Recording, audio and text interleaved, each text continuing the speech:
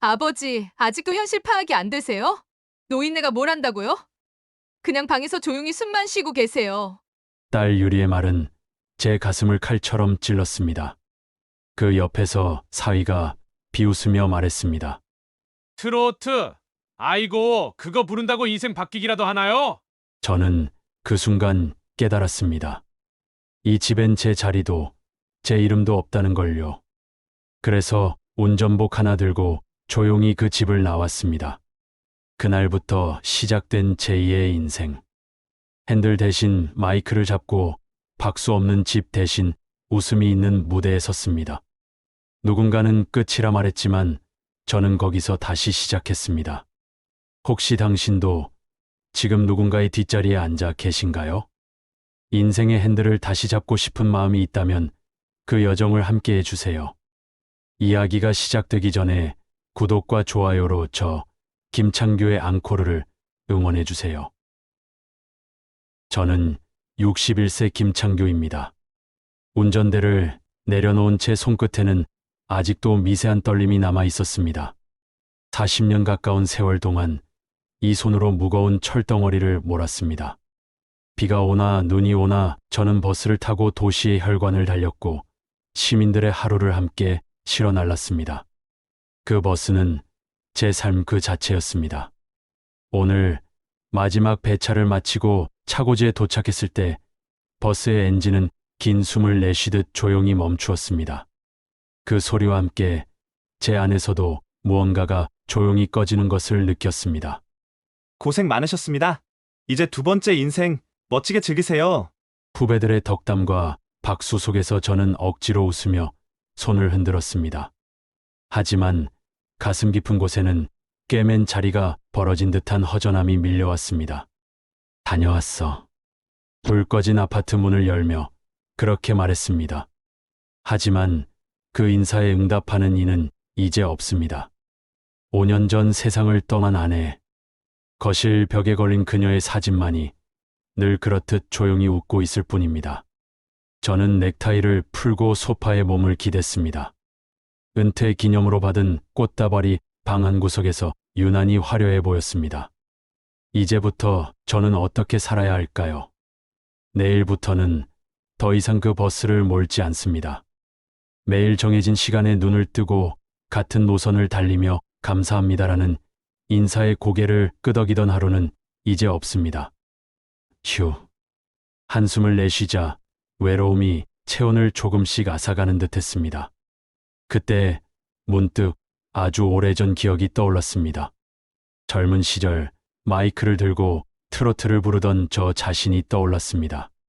전국 대회에서 준우승도 했고 데뷔해보지 않겠느냐는 말까지 들었습니다. 하지만 현실이라는 이름 앞에서 그 길은 미련 없이 접었습니다. 아내를 만나고 딸 유리가 태어나고 가족을 위해 저는 운전대를 잡았습니다. 후회하지 않는다고 제 마음을 다독이며 살아왔습니다. 그런데 정말 저는 후회하지 않았던 걸까요? 모든 것이 끝난 지금 그 질문이 조용히 가슴을 흔들었습니다. 그 순간 정적을 깨고 스마트폰 벨소리가 울렸습니다. 화면에는 유리라는 이름이 떴습니다. 아빠, 오늘 마지막 근무였죠? 수고 많으셨어요. 딸의 목소리는 메마른 제 마음의 단비처럼 스며들었습니다. 그래, 고맙다, 유리야. 근데 상의할 게 있어요. 아빠, 혼자 계시기 힘드시잖아요? 우리랑 같이 서울에서 지내는 건 어때요? 유리의 말에 가슴이 덜컥 내려앉았습니다. 사위 지훈이 창업한 회사가 자리를 잡았고 조금 더 넓은 집으로 이사했다는 이야기. 그리고 손녀 소연이가 할아버지랑 같이 살면 좋겠다고 말했다는 말에 제 마음이 흔들렸습니다. 아빠는 이제 우리가 챙길게요. 아무 걱정 마세요. 챙긴다는 말이 어딘가 모르게 마음에 걸렸습니다. 지금까지는 누군가를 챙기는 것이 제 몫이라고 생각하며 살아왔기 때문입니다. 하지만 이 텅 빈 방의 냉기를 더는 버틸 수 없었던 저는 그 제안을 딱히 거절할 힘도 없었습니다. 그렇구나. 소연이도 그렇게 말했구나. 그럼요. 다음 주에 짐 싸는 거 도와드릴게요. 얼른 같이 살아요. 딸의 들뜬 목소리는 그렇게 일방적으로 전화를 마무리했습니다. 저는 휴대폰 화면을 멍하니 바라본 채 한참을 꼼짝도 하지 못했습니다. 이게 정말 괜찮은 선택일까요? 오랫동안 살아온 이 동네, 아내와의 추억이 스며든 이 방을 떠나도 되는 걸까요? 불안과 기대가 엇갈렸습니다. 하지만 이 외로움의 늪에서 건져줄 손이라면 그 손을 잡고 싶은 마음도 있었습니다. 정년의 밤, 저는 딸이 내민 거미줄 같은 손길을 망설임 없이 붙잡았습니다. 그 실이 저를 어디로 끌고 갈지는 아직 아무것도 모른 채로. 일주일 뒤 딸 유리는 말한 대로 사위 지훈을 데리고 왔습니다. 현관문을 열자마자 유리는 집 안을 둘러보며 눈살을 찌푸렸고 곧바로 잔소리를 시작했습니다. 아빠, 짐이 이게 다예요? 이렇게 느긋하게 하다간 날 새겠어요. 유리의 말투에는 마치 제가 이를 미뤄뒀다는 듯한 불만이 서려 있었습니다. 그녀는 아내와 함께 모았던 오래된 레코드며 제가 직접 조립했던 버스 모형, 가족 사진이 담긴 앨범까지 그 모든 것을 비닐봉투에 마구 넣기 시작했습니다. 이런 낡은 거 새 집에선 안 어울려요. 그 말에 저는 반사적으로 손을 뻗었습니다. 잠깐만, 유리야. 그건 너희 엄마와의 추억이 담긴 거야.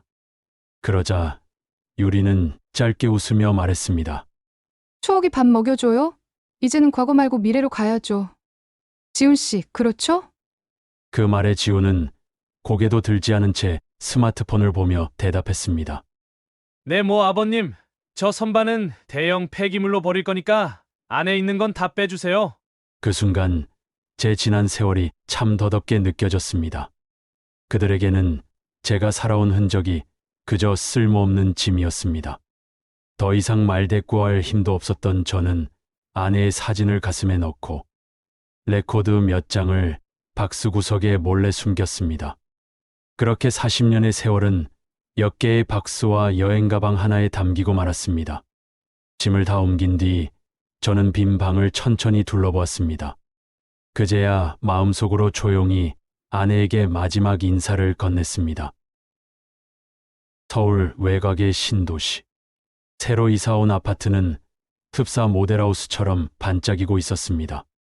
흠잡을 곳 없이 정돈된 공간. 하지만 묘하게 살아있는 온기가 느껴지지 않았습니다. 아빠 방은 여기예요. 좁지만 주무시는 데는 문제 없죠? 유리는 냉담하게 말하며 제 짐을 방바닥에 내려놓았습니다. 제게 배정된 방은 북향이었고 작은 창문 하나뿐이었습니다. 창밖에는 회색 벽이 가득한 이웃 건물이 가까이 붙어 있어 햇살조차 닿지 않았습니다. 이곳이 원래 창고였을까 하는 생각이 스쳤습니다. 그때 할아버지 하는 반가운 목소리와 함께 유치원에서 돌아온 손녀 소연이가 달려와 품에 안겼습니다. 오, 소연아. 이렇게 컸구나.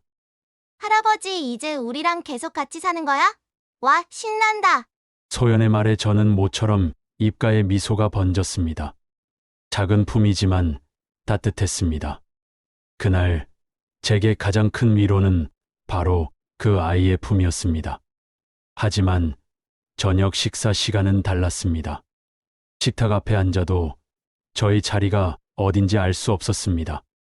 사위 지호는 식사 중에도 노트북을 펴놓고 키보드를 두드렸고 유리는 남편 눈치를 살피다 말했습니다. 아빠, TV 소리 조금만 줄여줄래요? 지훈 씨가 일하는데 방해돼서. 저는 얼른 리모컨을 들어 음량을 낮췄습니다. 거실 소파에 앉아 있는 것조차 눈치를 보게 되었습니다. 식사가 끝나자 유리는 식탁 위에 있던 그릇들을 제 앞으로 밀었습니다.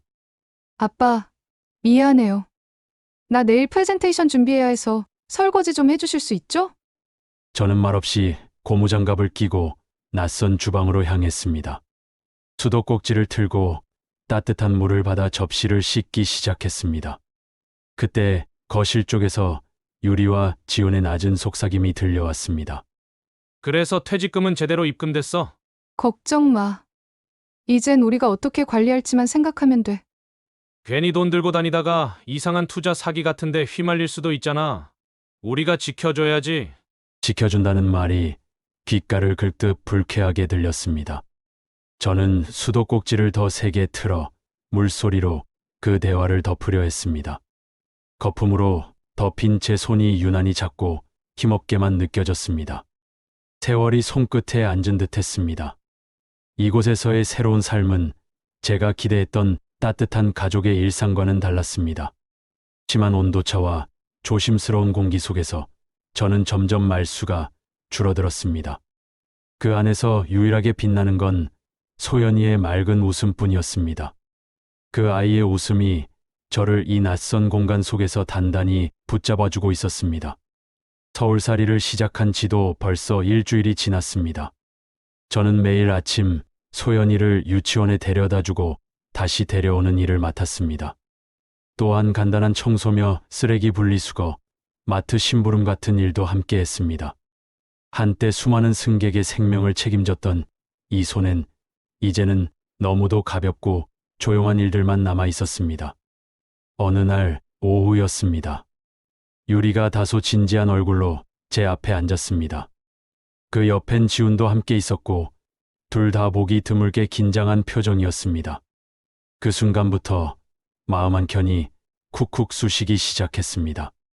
이제 막 눕기 시작한 봄 햇살 속에서도 등줄기로 쌓은 기운이 번졌습니다. 아빠, 중요한 얘기가 있어요. 유리는 미리 준비한 듯한 서류를 식탁 위에 펼쳤습니다. 아빠 퇴직금 말이에요. 그냥 놔두기엔 위험하고 이자가 너무 아깝잖아요? 지훈 씨 아는 분 중에 진짜 유능한 재무설계사가 있는데 그분한테 맡기면 연금이랑 합쳐서 안정적으로 불릴 수 있대요.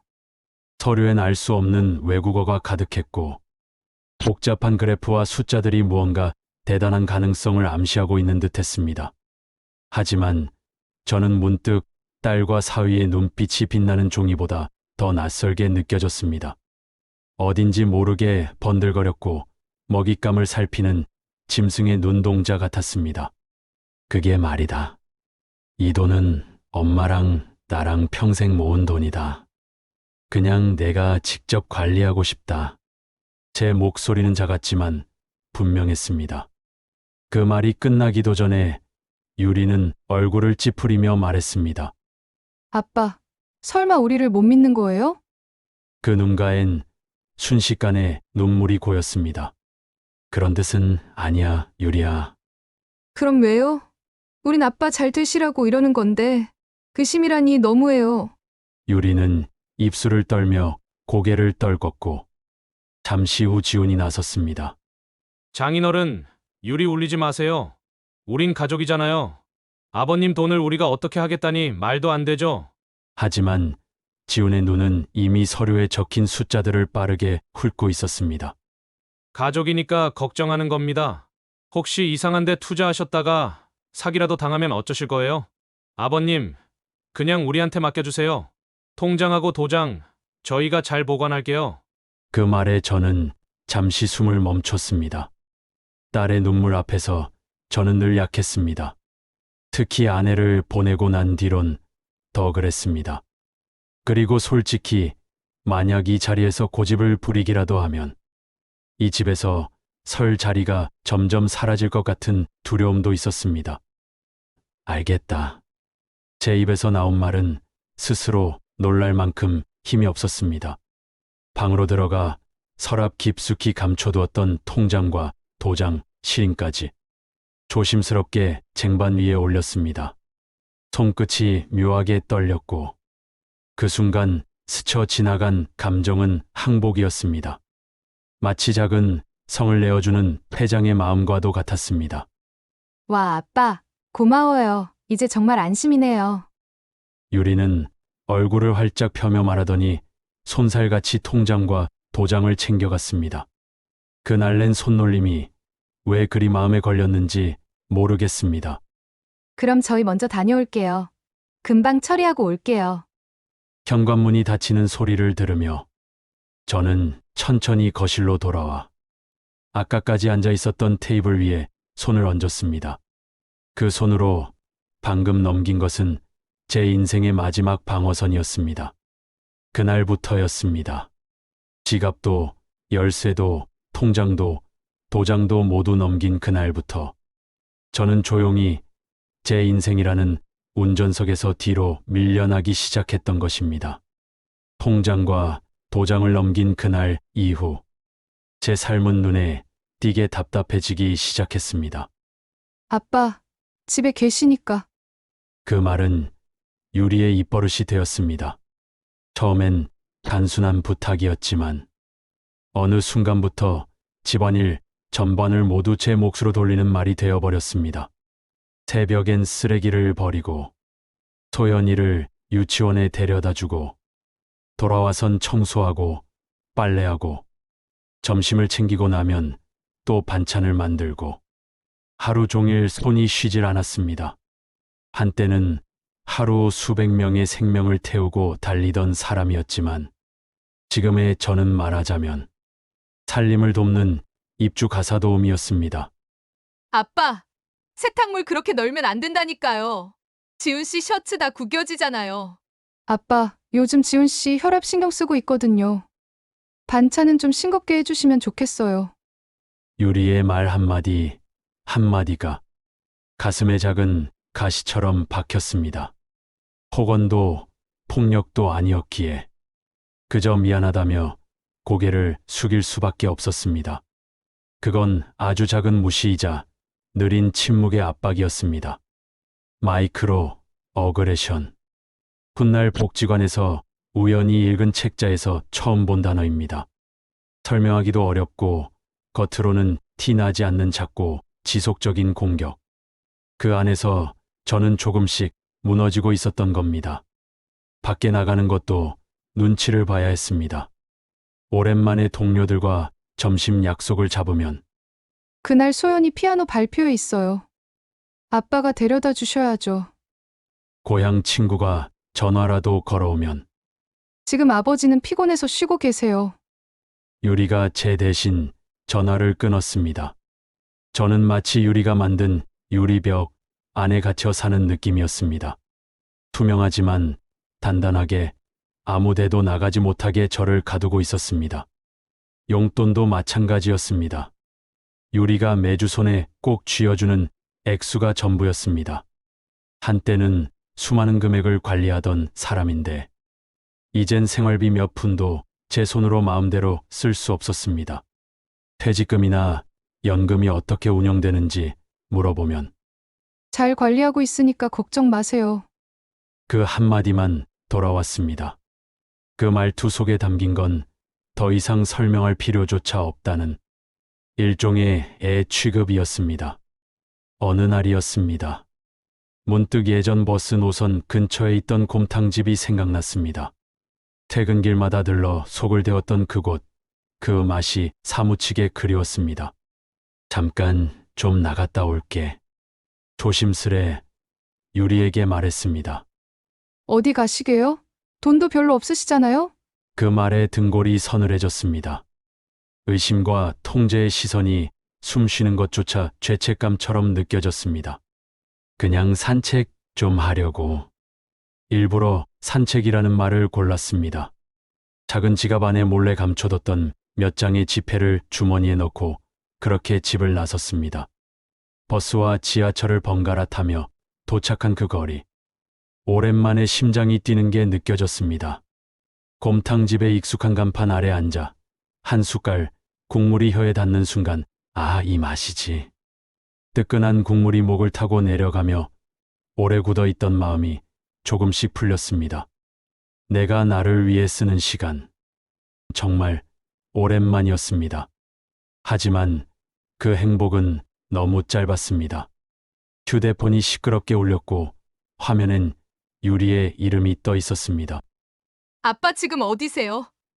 소연이 데리러 가는 시간 벌써 지났어요. 국밥에 잠시 빠져 있던 제 손이 멈췄습니다. 미안하다. 지금 당장 갈게. 믿을 수가 없어. 지금 뭐 하시는 거예요? 유리의 고함은 전화기를 넘어 식당 안을 가득 울렸습니다. 주변 손님들이 저를 쳐다보는 시선이 따가웠습니다.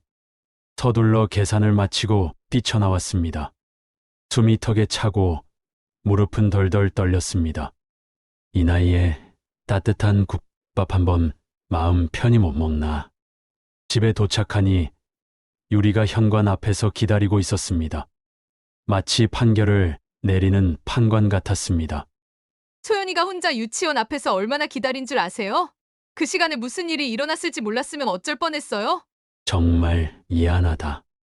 조용히 고개를 숙였고 그 옆으로 지훈이 말없이 지나쳤습니다. 그 싸늘한 눈빛이 말보다 더 큰 비난처럼 느껴졌습니다. 그날 이후 저는 외출을 포기했습니다. 제 하루는 작은 창문 밖 풍경을 멍하니 바라보는 것으로 채워졌습니다. 아무도 감금하지 않았지만 누구보다 단단히 갇혀있는 그런 나날이 그렇게 시작되고 있었습니다. 가을이 깊어지고 있습니다. 아파트 앞 가로수에는 붉고 노란 단풍이 물들기 시작했고 제 하루는 그저 유치원과 집을 오가는 색을 잃은 흑백 필름처럼 느껴지고 있습니다. 그 속에서 유일하게 색을 가진 존재는 소연이었습니다. 할아버지, 오늘 유치원에서 새 노래 배웠어요. 작고 따뜻한 손으로 제 손을 꼭 쥐고 소연이는 배운 지 얼마 안 된 동요를 어설프지만 정성스럽게 불러줍니다. 그 해맑은 목소리가 제 마음에 굳게 닫힌 문을 조용히 열어줍니다. 그날도 마찬가지였습니다. 소연이와 손을 잡고 현관으로 향하던 길, 바람에 낙엽이 바스락대는 소리가 귓가를 간지렸습니다. 할아버지, 저기 봐요. 낙엽 이불. 소연이는 웃으며 낙엽 위로 폴짝 뛰어들었고 그 모습을 보고 저도 모르게 미소가 지어졌습니다. 소연아, 감기 걸리겠다. 이제 집에 가자. 손을 내미는 찰나 갑자기 세상이 기울었습니다. 며칠 전부터 가끔 느껴지던 어지럼증이 이번엔 훨씬 짙고 무거운 감각으로 저를 덮쳤습니다. 불규칙한 식사, 쌓인 스트레스, 부족한 운동. 제 몸이 조용히 비명을 지르고 있었습니다. 몸을 다잡으려 했지만 순간 다리를 헛디뎠고 저는 슬로우 모션처럼 바닥으로 무너져 내렸습니다. 쿵! 무릎이 차가운 바닥에 닿는 소리와 동시에 극심한 통증이 몰려왔습니다. 할아버지, 소연이가 다급하게 달려와 제 옆에 주저앉았습니다. 괜찮아, 소연아. 괜찮아. 힘겹게 웃어 보이려 했지만 무릎이 말을 듣지 않았습니다. 그때였습니다. 현관 자동문이 열리고 유리가 나왔습니다. 지금 뭐 하세요, 아빠? 유리는 가까이 다가오지도 않고 이마에 깊은 주름을 지으며 서 있었습니다. 그 목소리에는 걱정보다는 꾸짖음이 먼저 묻어 있었습니다. 이런 데서 애 앞에서 뭐 하시는 거예요? 창피하게. 그 한마디가 제 가슴을 사정없이 움켜잡았습니다. 지나가던 주민들의 시선이 제게 쏠렸고 그 시선 속에서 얼굴이 화끈거렸습니다. 죄송해요. 저희 아버지가 요즘 좀 부쩍 체력이 딸리셔서요. 유리는 들으라는 듯 일부러 크게 말했고 거칠게 제 팔을 끌어올렸습니다. 일어나세요. 버티지 말고. 제발 좀 정신 차리세요. 그 손길에서 따뜻함은 단 한 점도 느껴지지 않았습니다. 할아버지, 무릎 아파요?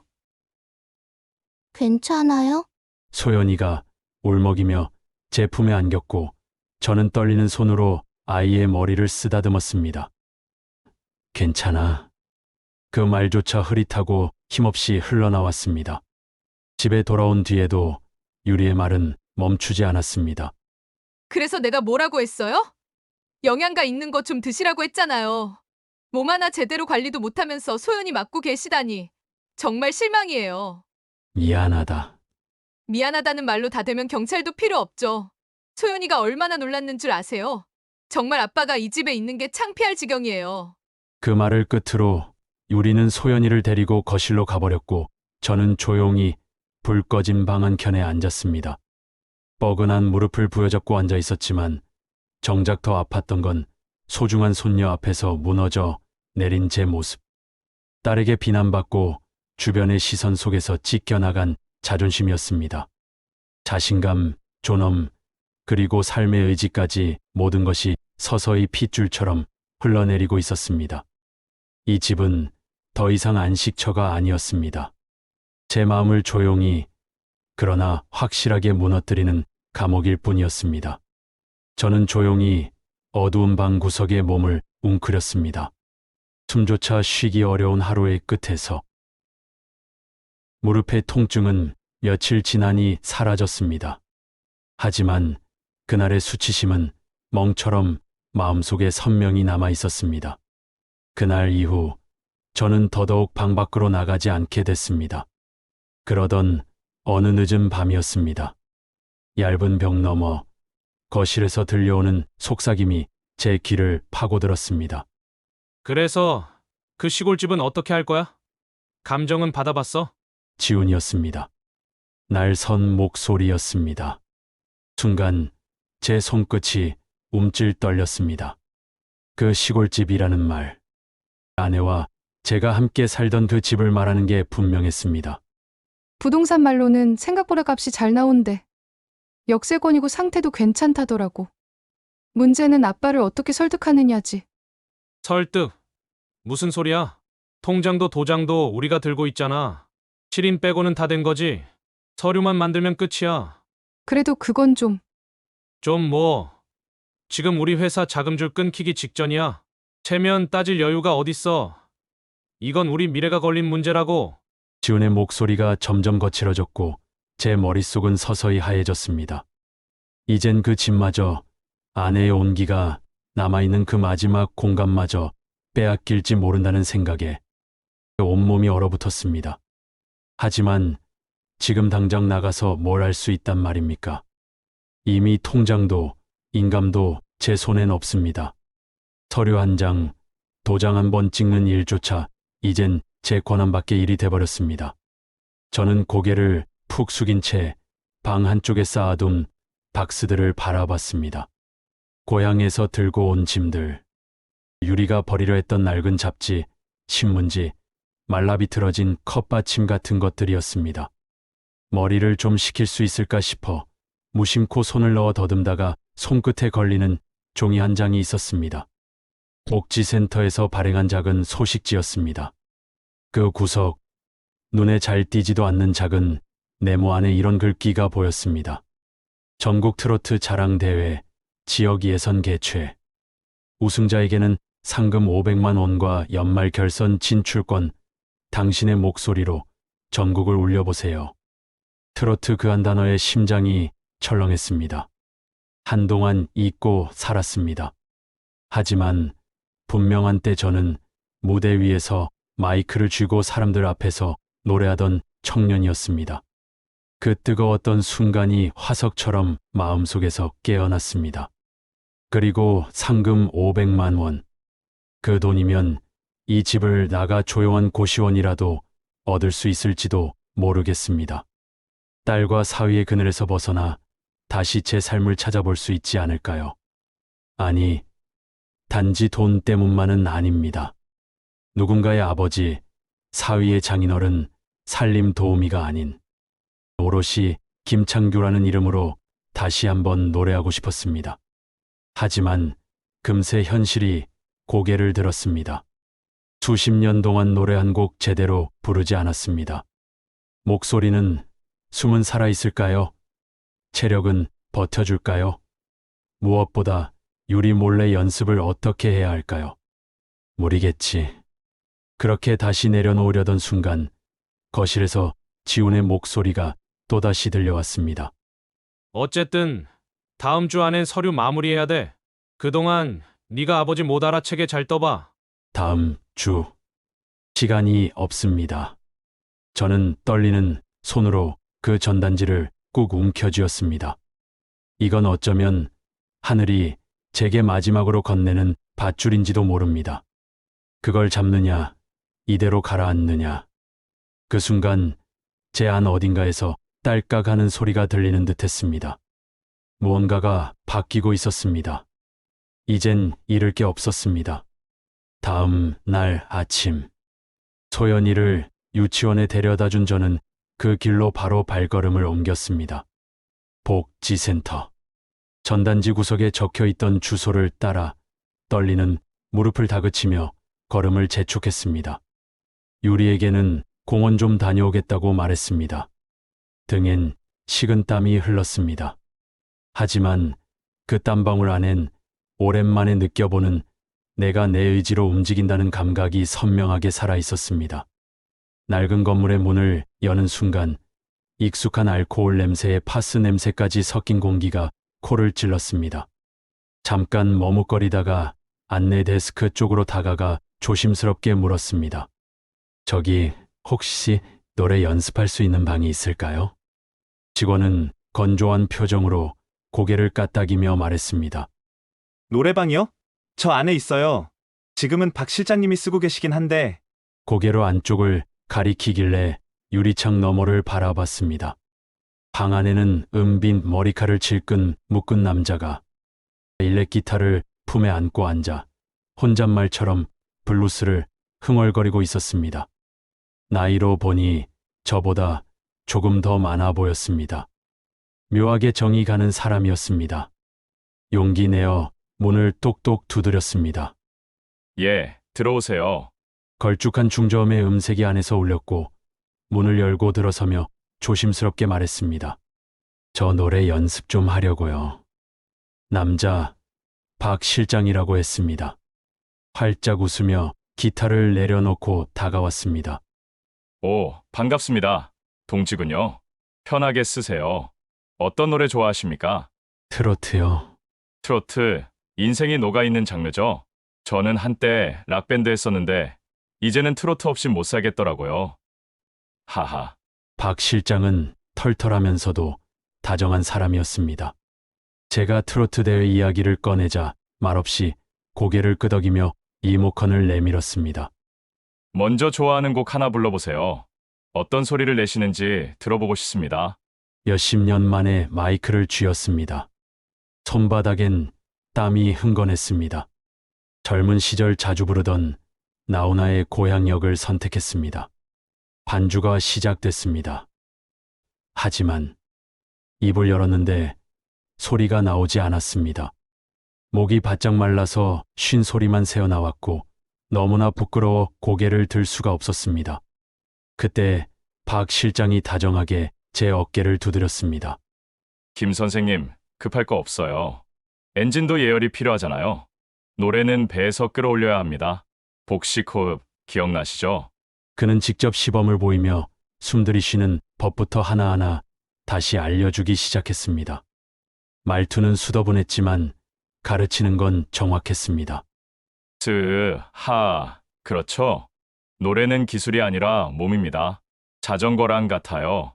한 번 익히면 쉽게 안 잊힙니다. 그날부터 제 비밀 훈련이 시작됐습니다. 매일 아침 소연이를 유치원에 데려다 준 뒤 딱 2시간. 그 시간만큼은 누구의 아버지도 누구의 사위도 아닌 김창교라는 이름으로 존재하는 시간이었습니다. 처음엔 목소리가 삐걱거리다 못해 갈라졌습니다. 하지만 며칠이 지나자 서서히 기름칠한 듯 부드러워졌고 고음에서 숨이 찰 때마다 박 실장은 더 올려요.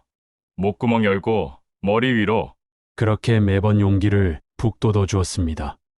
그리고 어느 날 드디어 제가 기억하고 있던 그 맑고 시원한 고음이 노래방 천장을 뚫고 쩌렁쩌렁 울려 퍼졌습니다. 그건 단순한 소리가 아니었습니다. 그건 내가 살아있다는 증거였습니다. 나는 말도 없이 목을 감싸쥐었습니다. 내가 잃어버렸다고 생각했던 그 소리, 그 목소리가 돌아온 겁니다. 박 실장은 두 손을 번쩍 들어 박수를 쳤습니다. 브라보. 김 선생님, 봤죠? 녹슬지 않았다니까요. 이게 바로 당신 목소리예요. 어느새 제 눈에서는 뜨겁고 묵직한 눈물이 흘러내리고 있었습니다. 수십 년간 가슴 한구석에 꾹꾹 눌러뒀던 후회, 아픔, 체념이 노래와 함께 흘러나온 겁니다. 61세. 나는 다시 노래할 수 있습니다. 누군가의 목소리가 아니라 바로 제 목소리로 제 인생을 이야기할 수 있습니다. 그 확신이 작지만 분명한 빛이 되어 제 마음 한구석에 피어나기 시작했습니다. 그렇게 몰래 노래 연습을 이어가던 어느 날 그 일은 정말 불시에 닥쳐왔습니다. 복지관에서 연습을 마치고 집에 돌아왔는데 방 문을 여는 순간 무언가가 이상했습니다. 익숙한 풍경이 낯설게 느껴졌습니다. 눈을 더 굴리자 그제야 알아챘습니다. 내 방이 정리돼 있었습니다. 아니, 정리라기보다 내 물건들이, 아끼던 것들이 모조리 사라져 있었던 겁니다. 유리야! 내 짐 어디 있냐?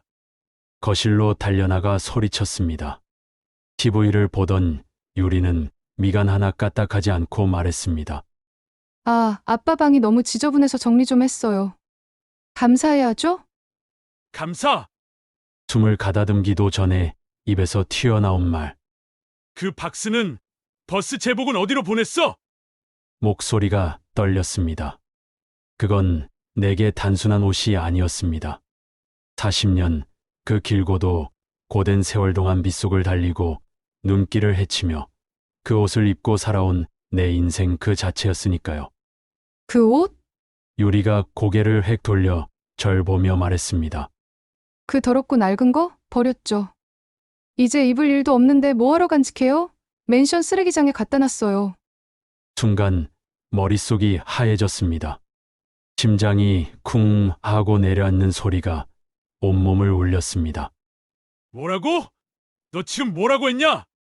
나는 그대로 슬리퍼를 신은 채 현관문을 박차고 뛰쳐나왔습니다. 엘리베이터 따위는 기다릴 수 없었습니다.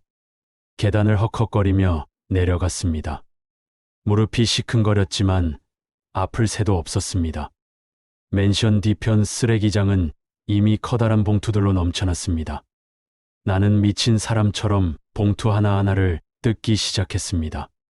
썩은 음식물 냄새, 손에 묻는 물컹한 감촉. 그 무엇도 지금의 나를 멈출 순 없었습니다.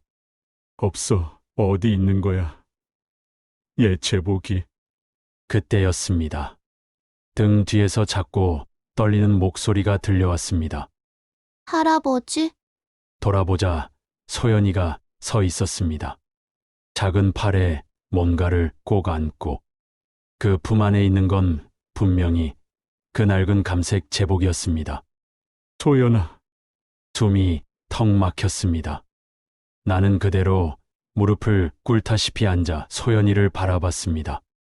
엄마가 할아버지 옷 버리려는 거 듣고 소연이가 몰래 숨겨놨어요.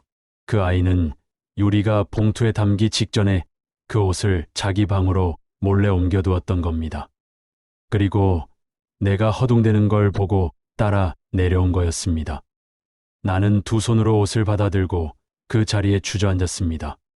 살짝 구겨졌지만 내가 입던 그대로의 제복이었습니다. 그 촉감, 그 냄새, 그 무게는 내가 살아온 시간을 고스란히 안고 있었습니다. 그 순간 소연이가 내 어깨 위에 조심스레 손을 얹었습니다. 할아버지 울지 마요. 나는 그 말에 아무 대답도 하지 못하고 소리 없이 울었습니다. 딸에게는 버려진 내 인생을 손녀가 다시 품에 안아준 것이었습니다.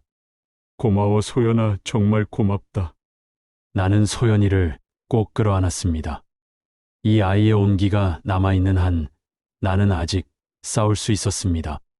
무릎 위에 놓인 제복을 가만히 쓰다듬으며 나는 결심했습니다. 무대에 서겠다고. 끝까지 노래하겠다고. 그리고 트로트 대회 예선은 바로 다음 날이었습니다. 그날 박 실장의 조언은 마치 불을 지피듯 내 안의 소리를 일으켜 세웠습니다. 거의 전성기의 감각을 되찾은 목소리. 내가 선택한 곡은 아내가 생전에 가장 좋아했던 노래. 김수희의 이별.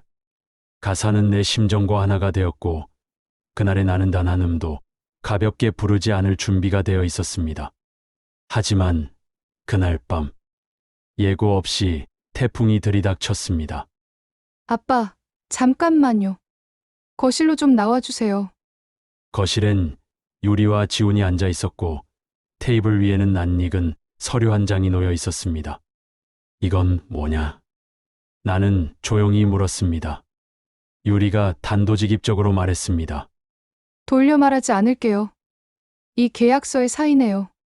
그건 고향 아파트 매매 계약서였습니다. 아직 매수인은 공란으로 남아 있었지만 의도는 너무나 뻔했습니다. 나는 잠시 그 서류를 바라보다가 말했습니다. 조용히, 그러나 단호하게. 안 한다. 유리의 얼굴이 일그러졌습니다. 지우는 눈썹을 치켜 세우며 입을 열었습니다. 아버지, 이건 가족을 위한 결정이에요. 그 집 어차피 아버지 혼자 사시지도 않을 거고. 나는 말을 끊었습니다. 이건 엄마와 나, 우리 둘이 살아온 집이다. 누구한테도 넘기지 않아. 저희 대답에 지훈의 얼굴이 험악하게 굳어졌습니다. 장인어른 아직도 그 소리를 하시겠다고요? 지금 제 회사 상황이 어떤지 정말 모르세요? 내 회사 사정 같은 건 나랑 아무 상관없다. 남의 재산을 탐하기 전에 너 자신부터 바로 서라. 나는 처음으로 흔들리지 않는 눈빛으로 지훈을 바라봤습니다. 그 순간 유리가 믿을 수 없다는 얼굴로 나를 노려봤습니다. 지금 뭐라고 했어요? 우리가 그동안 아빠 얼마나 챙겨드렸는데. 챙겨. 집안일 다 떠넘기고 용돈 조금 쥐어주며 족쇄 채우고 이제는 내 재산까지 넘보는 게 너희가 말하는 챙김이냐? 쌓이고 쌓였던 분노가 한꺼번에 터져 나왔습니다. 조용히 좀 해. 노인네는 그냥 시키는 대로 가만히 있으면 될 거 아냐. 지훈이 험한 얼굴로 나를 노려보더니 갑자기 손을 들었습니다. 찰싹. 건조한 소리와 함께 내 뺨에 불이 번졌습니다. 태어나서 처음으로 사위에게 맞은 순간이었습니다. 나는 아무 말도 할 수 없었습니다. 그저 따끔하게 타들어가는 뺨만이 이것이 현실임을 말해주고 있었습니다. 넌 이제 내 딸이 아니다. 그 말은 떨리는 가슴을 쥐어짜듯 겨우 나온 말이었습니다. 잘 됐네요. 그런 아버지, 저도 원치 않아요.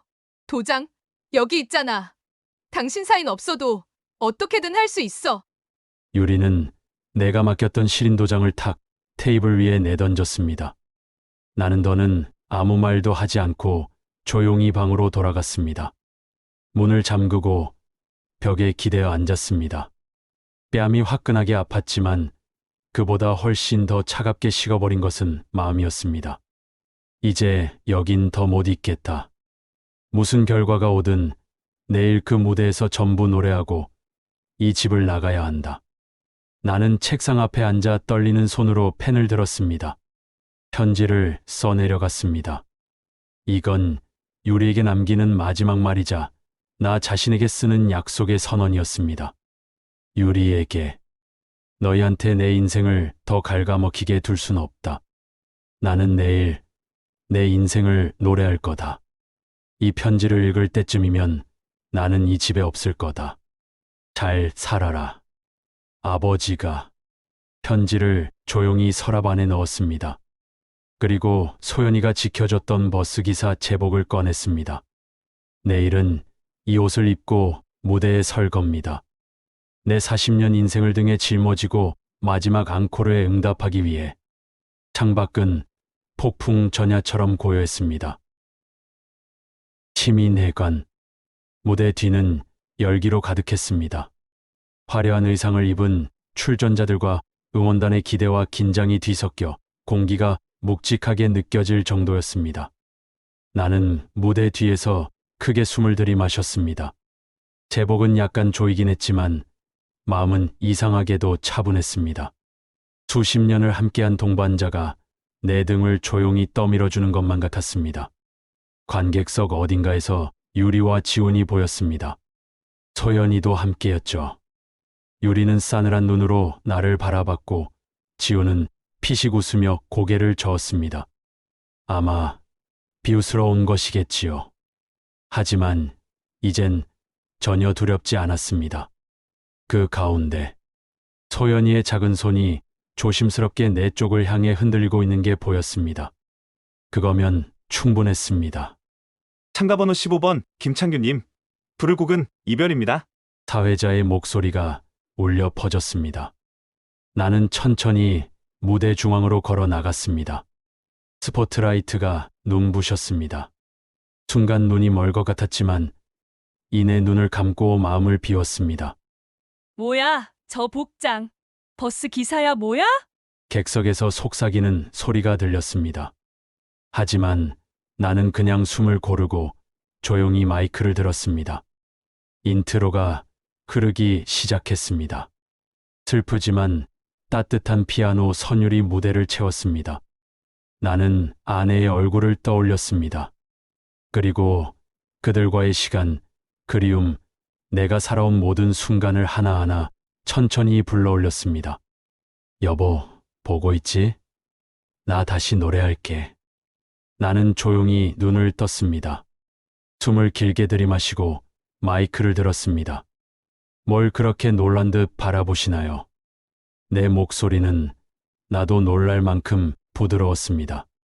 속삭이듯 시작된 그 소리가 분명한 울림으로 객석을 파고들었지요. 웅성거리던 소리가 사라졌고 누군가 기침 한번 하는 소리조차 들리지 않았습니다. 눈을 떴을 땐 관객들이 나를 똑바로 보고 있었습니다. 내 노래가 아니라 내 삶을 보고 있다는 생각이 들었습니다. 사랑한다고 했잖아요. 농담이었다고 웃어줘요. 이건 단순한 트로트가 아닙니다. 배신감, 외로움, 분노, 그리움. 그 모든 게 가사 속에 흘러들었고 내 목소리를 타고 흘러나왔습니다. 한 줄기 눈물이 뺨을 타고 흘렀습니다. 슬픔도 있었고 결심도 있었습니다. 유리야, 넌 내 인생이 낡고 지저분하다며 내쳤지. 근데 봐라. 이게 내가 살아온 삶이다. 후렴이 가까워지자 내 가슴속 깊은 데서 뭔가가 폭발하듯 올라왔습니다. 이별이라니 그런 말은 하지 마세요. 내 인생엔 당신 없는 날은 없어요. 그건 죽은 아내를 향한 외침이기도 했고 나를 짓밟은 사람들에게 보내는 마지막 인사이기도 했습니다. 수십 년 동안 닫혀있던 내 고음이 천장을 뚫고 하늘 끝까지 닿을 것처럼 울려 퍼졌습니다. 그건 61년을 살아낸 한 남자의 절창이었습니다. 객석은 숨조차 쉬지 않았습니다. 그저 군데군데서 들려오는 훌쩍이는 소리만이 이 노래의 반응이었죠. 심사위원석 맨 끝에 앉아있던 원로 작곡가는 펜을 내려놓고 눈을 감은 채 조용히 고개를 끄덕였습니다. 유리와 지훈이도 말을 잃은 얼굴이었습니다. 하지만 그 누구보다도 소연이는 반짝이는 눈으로 나를 보며 박자를 맞추고 있었어요. 그 손짓 하나면 됐습니다. 진심으로 그거면 됐습니다. 노래가 끝났고 나는 마이크를 든 채 천천히 고개를 숙였습니다. 정적. 그리고 그 뒤를 잇는 우레 같은 박수. 브라보! 앵콜! 김창규, 김창규. 무대 위에서 나는 사람들의 박수에 감싸 안겼습니다. 그 누구도 나를 조롱하지 않았고 그 누구도 나를 무시하지 않았습니다. 결과 발표 시간이 찾아왔습니다. 심사위원 점수는 좀 아쉬웠습니다. 내 노래는 기술적으로는 다소 거칠었겠지요. 잠정 3위. 나도 순간 고개를 떨궜습니다. 역시 무리였나. 그때 사회자의 목소리가 울렸습니다. 이제 관객 투표 결과를 더하겠습니다. 무대 뒤 스크린에 관객 투표 그래프가 떠올랐고 내 번호인 15번 막대 그래프가 치솟더니 다른 참가자들을 순식간에 넘어섰습니다. 이럴 수가. 관객 투표 무려 85% 획득. 결과는 극적인 역전 우승. 우승자는 김창규 님입니다. 잠시 현실감이 사라졌습니다. 스포트라이트가 나를 비췄고 무대 위엔 금빛 꽃가루가 흩날렸습니다. 트로피가 내 손에 안겼고 나는 멍한 얼굴로 객석을 향해 고개를 숙였습니다. 눈물이 차올라 관객들의 얼굴이 흐릿하게 보였습니다. 하지만 분명히 느꼈습니다. 기적은 일어났습니다. 아니, 내가 만들어낸 기적입니다. 61세에 은퇴한 버스 기사, 나는 이제 다시 내 인생의 운전대를 쥐었습니다. 우승의 열기가 식기도 전에 나는 조용히 시민회관을 빠져나왔습니다. 유리와 지훈이가 무언가 말을 하려는 듯 다가왔지만 나는 한 번도 그쪽을 보지 않았습니다. 그럴 필요도 마음도 남아있지 않았습니다. 박 실장이 불러준 택시에 올라탔습니다. 창밖으로 스쳐 지나가는 도심의 불빛이 이상하리만큼 따뜻하게 느껴졌습니다. 김 선생님, 축하드립니다. 제가 말했잖아요. 이럴 줄 알았다고요. 박 실장님의 목소리는 마치 제 일처럼 들떠 있었습니다. 저는 그저 웃으며 고개를 숙였습니다. 감사합니다. 실장님, 이 모든 게 실장님 덕분입니다. 에이, 무슨 말씀을. 다 김 선생님의 실력이죠. 근데 이제 앞으로는 어떻게 하실 계획이세요? 그 말에 저는 잠시 창밖을 바라봤습니다. 불빛이 흘러가는 밤거리, 조용히 흐르는 창가 너머로 제 마음도 흘렀습니다. 그 집을 나갑니다. 그리고 내 두 발로 다시 서겠습니다. 다음 날 아침 박 실장님의 도움으로 저는 한 장의 계약서에 사인을 했습니다. 시에서 운영하는 시니어 공동주택 입주 계약서였습니다. 보증금은 우승 상금으로 충분히 해결할 수 있었고, 방은 조금 작았지만 공용 거실도 있었고 주방도 있었고, 무엇보다 저처럼 새로운 시작을 준비하는 사람들이 모여 있는 곳이었지요. 입주 계약서를 쓰고 나오는 길, 나는 문득 아내와 함께 살던 아파트가 떠올랐습니다. 그 집, 내 인생의 반이 담긴 곳이죠. 소연이 처음 걷던 바닥, 아내가 마지막까지 정돈해두었던 안방 서랍까지. 쉽게 떠올릴 수 없는 기억들입니다. 하지만 이젠 그곳에 다시 돌아갈 일은 없을 겁니다. 그리고 그 집 역시 이제는 누군가의 새로운 터전이 되는 게 맞겠지요. 나는 중개소에 전화를 걸어 아파트를 매물로 내놓겠다고 말했습니다. 네, 김 선생님. 오래된 아파트라 리모델링 얘기가 자주 나오긴 했어요. 위치는 좋으니까 생각보다 빠를 수 있어요.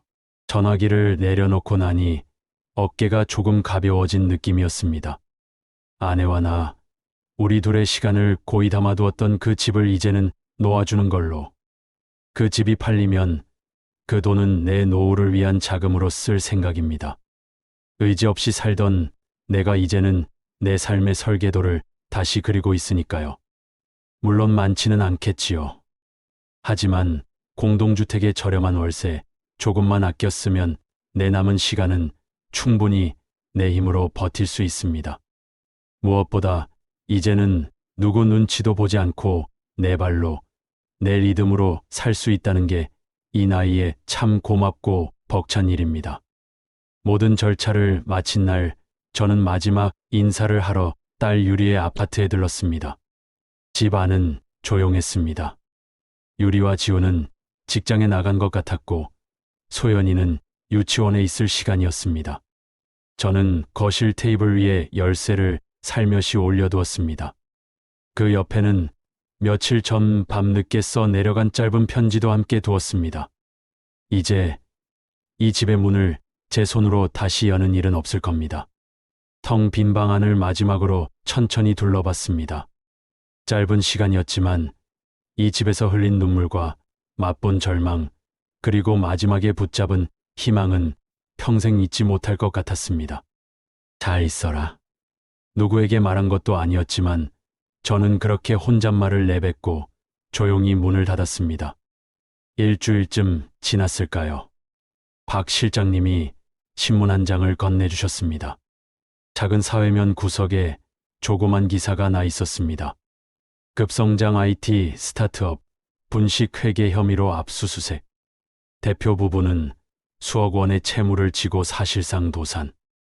사진 한쪽엔 지쳐 보이는 지훈의 얼굴이 찍혀 있었습니다. 하지만 이상하게도 제 마음은 고요했습니다. 그저 아주 먼 이야기처럼 느껴졌습니다. 며칠 뒤였습니다. 박 실장님이 조심스레 입을 열었습니다. 김 선생님, 유리 씨한테서 전화가 왔어요. 집에 법원에서 압류 통지서가 도착했다고 선생님의 도움이 필요하다고 하시던데요.